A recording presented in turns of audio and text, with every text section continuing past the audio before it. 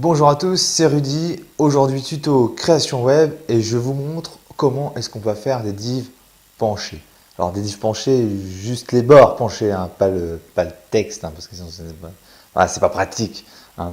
Juste les bords penchés, voilà, tout en CSS. Ça fait son effet, ça fait son effet. Allez, place au code.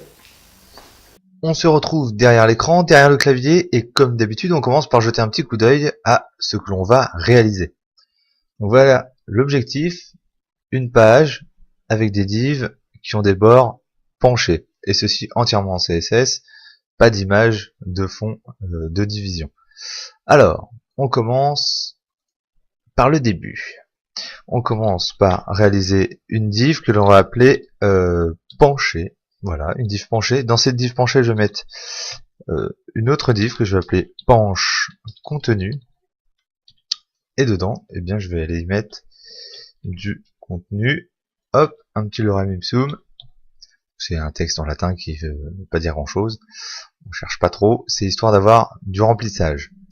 Et comme j'aime bien voir ce que ça donne quand ça se répète, je vais faire une copie de cette division 3 fois. Maintenant, je me penche du côté du CSS. Alors, hop, on le rafraîchit de ce côté-là. On se rend compte qu'on voit pas grand chose, donc je vais préciser que tout ça est écrit en blanc. Ok.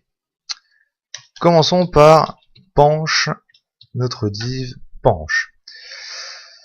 Petite propriété CSS, toute simple, transform, rotate, et là je vais préciser 5 degrés. Et là, ce qui se passe, c'est tout simplement la div penche prend 5 degrés de rotation.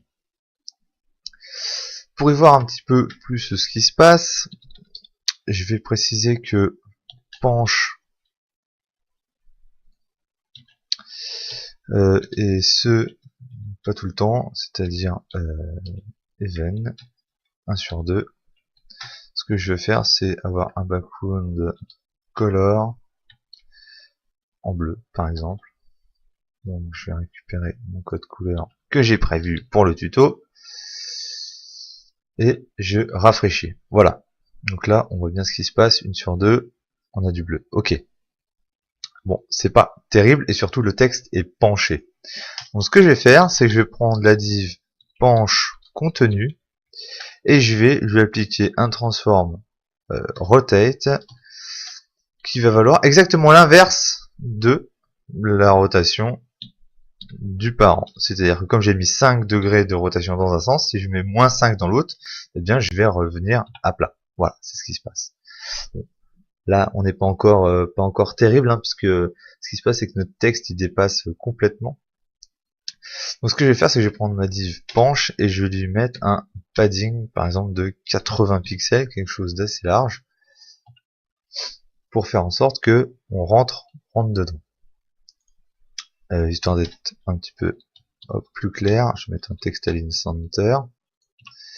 Ok. Là, on a un problème qui apparaît, c'est qu'on a les coins des divs qui ont été tournés qui apparaissent. Donc, il va falloir en fait les agrandir pour qu'elles dépassent en largeur de notre écran. Donc, pour ça, je reviens sur penche et je vais mettre margin en haut et en bas 0. Ça, pas ce qui m'intéresse. Par contre, en largeur, je vais mettre moins 80 pixels. Ça va avoir pour effet d'agrandir ma div et elle va s'écarter au-delà de la page. Et là, du coup, on n'a plus les bords. On n'a plus les bords. C'est sympa, c'est plutôt sympa. Alors là, voilà, juste pour le design, là, le texte qui prend toute la largeur. Moi, je mettrais un petit width à 70%. Et puis, comme je souhaite que ce soit pas collé comme ça sur le côté, mais bien centré, je vais mettre un margin 0 auto pour centrer l'affaire. Alors, à propos des centrages horizontales, hein, j'ai fait une petite vidéo, je vous renvoie dessus, où je vous explique 2 techniques qui vont vous permettre de faire des centrages horizontaux de vos divs. Et bien voilà, un petit truc, un petit effet sympa, qui est pas compliqué à mettre en place, et qui permet de donner un style particulier à une page, notamment quand on fait du one page. C'est sympa, ça coûte pas grand chose, voilà. C'est toujours bon à savoir. Voilà, c'est tout pour aujourd'hui. Si ça vous a plu, mettez un pouce bleu. Si ça vous a été utile, mettez un pouce bleu. Si vous connaissez des gens que l'info pourrait intéresser, partagez.